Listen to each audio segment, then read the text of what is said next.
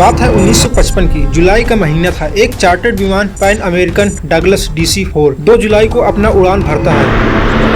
यह विमान दुनिया भर में फ्लाइट 914 के रूप में फेमस है। इस विमान में 57 पैसेंजर और 4 क्रू मेंबर सवार हैं। यह फ्लाइट जा रही होती है यूनाइटेड स्टेट ऑफ अमेरिका के शहर न्यूयॉर्क से एक और दूसरे शहर जो कि फ्लोरिडा में लोकेटेड है, मियामी में। इन दोनों के बीच करीब 4 से 5 घंटे का रास्ता है। हालांकि इनके बीच की दूरी बहुत कम है, फिर भी ज्यादा समय लगता है इन जहाजों को जाने के लिए उस समय। इसका कारण है कि उस समय के विमान ज्यादा स्पीड में नहीं उड़ते थे। कुछ इस तरह से होते थे उस समय के विमान। इसमें जेट इंजन की जगह पंखे लगे होते थे। आज भी ऐसे विमान विद्यमान हैं, पर इन्हें एक छोटे से एरिया में ही यूज किया जाता है। जैसे कि एक शहर में 2 एयरपोर्ट है, तो एक एयरपोर्ट से दूसरे एयरपोर्ट पर जाने के लिए ऐसे विमान का यूज किया जाता है, या तो सफारी के लिए ऐसे विमान को यूज किया जाता है, या किसी लैंड पर जाने के लिए ऐसे विमान का यूज किया जाता है। दोस्तों, ये विमान टेक ऑफ करता है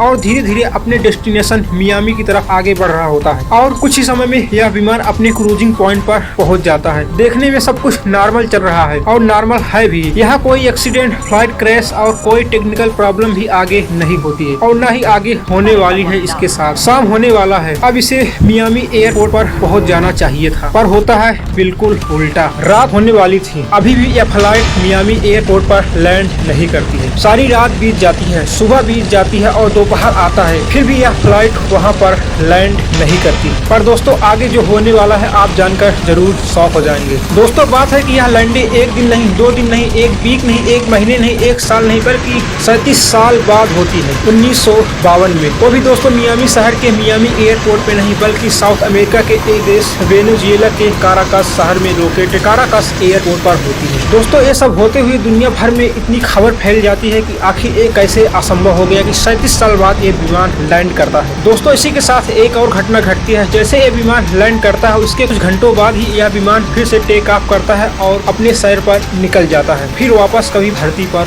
नहीं आता है। दोस्तों, क्या लगता है, क्या यह सही है या गलत? क्या ऐसा होना संभव है या असंभव? आपके दिमाग में बहुत सारे सवाल आ रहे होंगे कि ये कैसे हो सकता है। ये तो बिल्कुल ही असंभव है। दोस्तों, क्या है इसके पीछे का रहस्य, क्यों इतना फेमस है फ्लाइट 914? आइए आज की इस वीडियो में इस रहस्य के गुत्थी को सुलझाने की कोशिश करते हैं। In the annals of aviation history, one of the most intriguing stories is that of Pan American World Airways Flight 914. This Douglas DC-4 plane took off from New York City on July 2nd, 1955, with 50-year-old mystery could soon be solved. The FBI is investigating claims that a Michigan man and a toddler who disappeared without a trace in the 1950s allegedly reappeared in Caracas, Venezuela. According to reports, air traffic controllers were दोस्तों, अगर आप हमारे channel पे नए हैं तो channel को subscribe कर लें ताकि आने वाले हमारे सभी वीडियोस आपको तुरंत प्राप्त हो सके। तो चलिए शुरू करते हैं अपने कहानी को। दोस्तों, इस कहानी की शुरुआत भले ही 1955 से हुई हो, लेकिन तब इसका कोई नामो निशान इतिहास में नहीं मिलता है।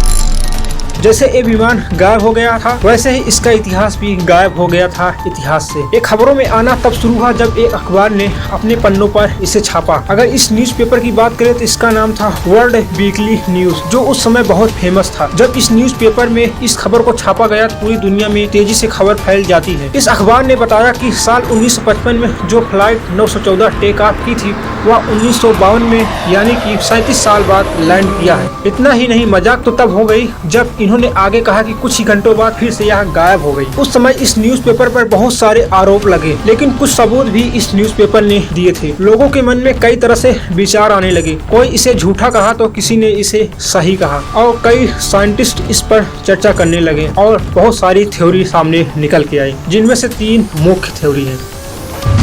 आइए एक एक पर चर्चा करते हैं। पहली थ्योरी है दोस्तों टाइम ट्रेवल की थ्योरी। सही सुना आपने। इस थ्योरी की अगर बात माने तो यह कहता है कि फ्लाइट 914 यानी जिसे पैन अमेरिकन डगलस DC-4 के नाम से जाना जाता है, इस फ्लाइट ने समय में यात्रा की और 1955 में यह विमान किसी प्रॉब्लम की वजह से टाइम पोर्टल में चला गया और 37 साल बाद 1992 में काराकास यानी कि वेनेजुएला में लैंड करता है। लेकिन दोस्तों, यह थ्योरी जो है एक साइंस फिक्शन है और टाइम ट्रेवल के कंसेप्ट को रियल बनाने के लिए दी गई थी। असल जिंदगी में ऐसा होना बहुत ही मुमकिन है अभी। और दूसरी थ्योरी है दोस्तों मल्टी यूनिवर्स थ्योरी। दोस्तों अगर हम इस थ्योरी की बात हकीकत माने तो फ्लाइट 914 टेक ऑफ करने के बाद किसी पैरेलल यूनिवर्स में एंट्री कर जाता है। वहाँ कुछ समय रहने के बाद फिर से दोबारा अपने यूनिवर्स में लौट आता है और कुछ ही समय में उसके लिए यहाँ पर 37 साल बीत गए होते हैं और लैंड करने के बाद फिर से उसी यूनिवर्स में चला जाता है और आज तक वापस नहीं आया है उस यूनिवर्स से। दोस्तों क्या लगता है दूसरी थ्योरी सही है गलत, आप हमें कमेंट करके जरूर बता सकते हैं। और दोस्तों तीसरी थ्योरी है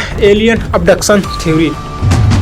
यानी कुछ लोग मानते हैं कि एलियन ने इस फ्लाइट को कब्जे में कर लिया था। अगर दोस्तों इस थ्योरी की हकीकत माने तो कहते हैं कि एलियन ने इस विमान का अपहरण कर लिया था अपने विमान को बनाने के लिए, क्योंकि इसमें जो कैप्टन थे वो बहुत ही ज्यादा अनुभवी और विमान के बारे में ज्यादा जानकारी रखते थे। एलियन का विमान खराब हो गया, यानी कि एलियन का एयरशिप खराब हो गया और कैप्टन से मदद लेना चाहते थे, इसलिए इस विमान का कब्जा कर लिए एलियंस ने। और जब उनका विमान 37 साल बाद ठीक हुआ तो इन्हें 37 साल बाद वापस भेज दिया गया, लेकिन इन्हें लैंड कराया गया काराकस में। लेकिन फिर से दोस्तों बात होती है कि आखिर कैसे गायब हो गया। इस पर लोग कहते हैं कि एलियंस का शिप फिर से खराब हो गया और इन्हें फिर से उठा लिया गया उस हवाई अड्डे से। दोस्तों इतिहास में देखा गया है कि एलियंस कहानी बहुत ही फेमस हुई है, इसलिए इस तर्क को काफी फेमस कर दिया गया है। अब दोस्तों इसके पक्ष में एक बात कर लेते हैं। दोस्तों इसके पक्ष में एक थ्योरी है बरमुडा ट्रायंगल थ्योरी। दोस्तों इस थ्योरी की बात माने तो फ्लाइट 914 1955 ने टेक ऑफ करती है और मियामी की तरफ आगे बढ़ रहा होता है, लेकिन दोस्तों किसी प्रॉब्लम की वजह से एक अपने रास्ते से भटक जाता है और सीधा बरमुडा ट्रायंगल की तरफ आगे बढ़ रहा होता है और बरमुडा ट्रायंगल के हवाओं में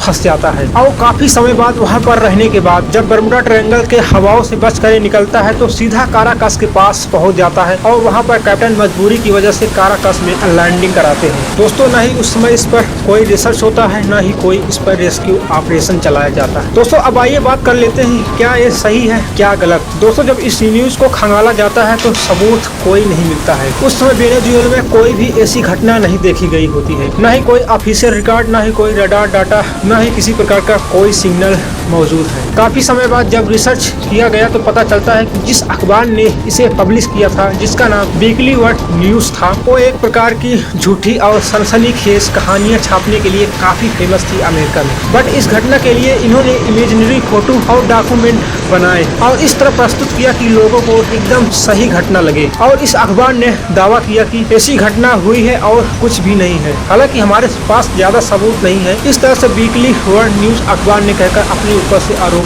हटा लिए। आखिर दोस्तों क्यों इतना फेमस हुआ, इसके पीछे का कई और भी कारण है। ऐसा तो नहीं कि कोई ऐसे फेक न्यूज फैल जाए और वो फेमस हो जाए। आइए जानते हैं इसके पीछे का कारण। पहला दोस्तों है इंटरनेट। दुनिया में जब से इंटरनेट आया है तब से कोई भी अखबार आसानी से एक जगह से दूसरी जगह सेकंडों में ही ट्रांसफर हो जाता है, जिससे बहुत लोगों के पास पहुंच जाती है और खबर वायरल हो जाती है। दोस्तों इस तरह से लोगों के दिमाग में इस तरह से कई थ्योरियां भर गई और इसको सच मानने लगे लोग। दोस्तों फेमस होने का दूसरा कारण है कि कुछ वर्षों बाद कई और विमान रहस्यमय तरीके से गायब हो गए। MH370 और ट्रांजिट फ्लाइट 236 जो रहस्यमय तरीके से बच गए और फ्लाइट MH370 रहस्यमय तरीके से गायब हो गए और आज भी दुनिया के सामने नहीं प्रकट आए। ये सभी घटनाएं इस कहानी को सच बनाते हैं। क्या दोस्तों आपको ये कहानी सच लगती है या नहीं लगती? मैं तो बिल्कुल कहूँगा ये कहानी बहुत ही फेक, न ही इस पर विश्वास करें न ही किसी को इसके बारे में ज्यादा विश्वास दिलाएं। दोस्तों अगर आपको हमारी वीडियो पसंद है वीडियो को लाइक करें और चैनल को सब्सक्राइब करना